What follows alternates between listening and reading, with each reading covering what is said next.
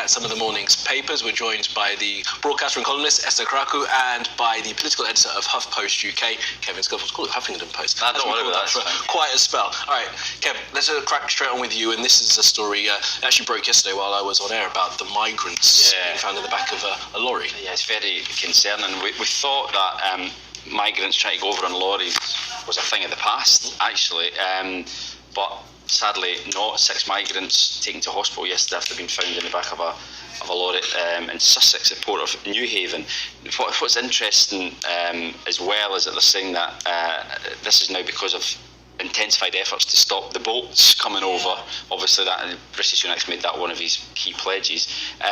So rather than come over on the boats, they're going back to the back of lorries, which is what they did before they come over on boats. So clearly, the bottom line is migrants want to come to the UK and will find some means of doing it, and unfortunately will be willing to clearly risk their lives, be it in the back of a freezer lorry or on a rubber dinghy crossing the channel.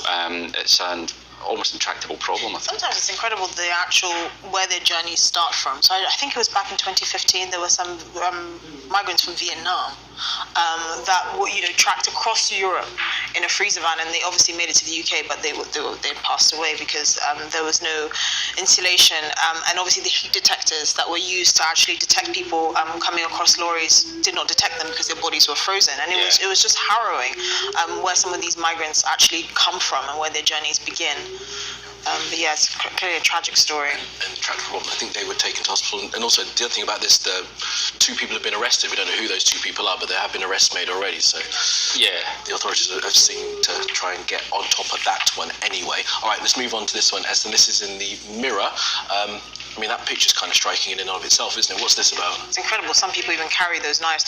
So Rishi Sunak has announced £66 million in extra funding to ramp up patrols in areas plagued by antisocial behaviour, namely, knife crime. So this is paid for 20,000 extra hours of patrols in hotspot areas. Obviously, this really doesn't address the issue of actual penalisation of carrying knives. So I think the maximum penalty you get for aggravated knife crimes is about 5 years. Most people don't even serve sentences because they're all on suspended sentences. There's a cultural issue around knife crime in inner city areas, particularly in London. But this is just to increase, surveillance. Whether it will actually have an impact on bringing people who carry knives to justice is a completely different question. Well, they've been promising to ban zombie knives since I think Theresa May was Home Secretary, so you're going back 7-8 years, a long time ago. If you ban a zombie knife, you could just take a large kitchen knife. I mean, I don't think it gets to the root cause of the problem. That's why people are carrying knives. So, I mean, the Tories don't have a very good track record on this, oddly enough, neither does City Khan in London. It seems to me like this is the beginning of their sort of talk about being tough on crime.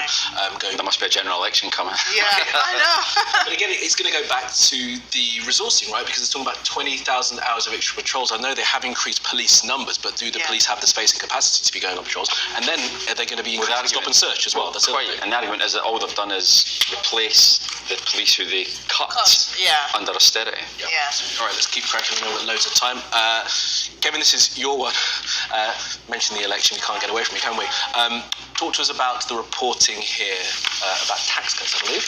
Yeah, so we've got the budget coming up on March the 6th. Now, this has been heavily briefed again and again that Jeremy Hunt wants to cut taxes. He's under an awful lot of pressure from Conservative MPs who think that that's the panacea to get the Tories back on the pitch, at least for the general election campaign. Now, we're getting spun either way. One is they were initially saying big tax cuts coming, there was money to do it. Then we were being told earlier in the week that actually there's not as much money around, so any tax cuts will be limited and may have to be funded by spending cuts in public services. Now they're saying, after losing these 2 by-elections, they've got no option other than to just go for it. But the problem is, actually, you look at all the opinion polls, there's another one somewhere this morning, that people are asked, if the government's got extra money, would you rather they cut your taxes or spend it on public services? And the vast majority say spend it on public services. So again, the Tories seem to think that tax cuts is a big win for them. But in actual fact, all the evidence suggests that the people are a little bit more nuanced than that. Yeah, it'll be loading stuff up on it because, of course, the tax cuts will have to come with cuts to services eventually. Yeah, exactly. And where those cuts are going to be, when many people feel that public services have already been cut right to the bone. Look, I want to get on to the next story, Esther, if you don't mind, actually. This one about women in labour and poorer women suffering in pain more than... Yeah, so this is an interesting one. So it basically boils down to women from sort of poor socioeconomic backgrounds are less likely to receive epidurals during childbirth. And it's for a variety of reasons. One of the interesting reasons that it says here is because they have bold misconceptions about epidural safety or have differing expectations and societal pressures regarding the pain of childbirth. Yeah. So actually, I think there are more, I suppose, cultural issues associated with that. But it was quite interesting. I suspect one of the reasons is because women from poorer socioeconomic backgrounds are not educated about the safety of epidurals and are less likely to ask for them, and also they might not able to advocate for themselves to ask for them. There are issues in maternity care as well. As I saw this story, it's worth remembering as well. That black women are 3.7 times more likely to die in childbirth. So there are issues around the way that people from different communities are treated when they're going through pregnancy, which is shocking and kind of terrifying, especially when you see that people are dying and not getting the pain care that they need. All right, last final thought from you, Kevin, and this one is about penguins. Yeah, it's a really funny story.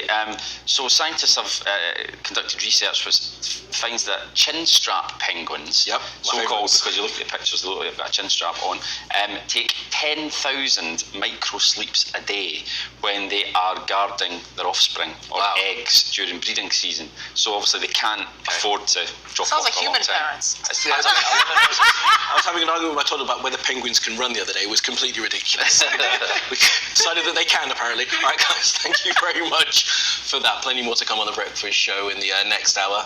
Do stay with us.